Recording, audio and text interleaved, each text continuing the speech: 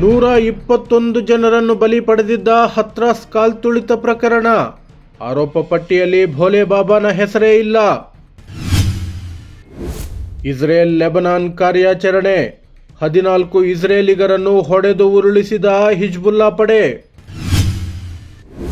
ನಟಿ ಸಮಂತಾ ವಿಚ್ಛೇದನಕ್ಕೂ ಕೆಟಿಆರ್ಗೂ ಸಂಬಂಧ ಕಲ್ಪಿಸಿ ವಿವಾದ ಎಬ್ಬಿಸಿದ ತೆಲಂಗಾಣ ಸಚಿವೆ. ಮಾನಹಾನಿ ನೋಟಿಸ್ ಕೊಟ್ಟ ಕೆಟಿಆರ್.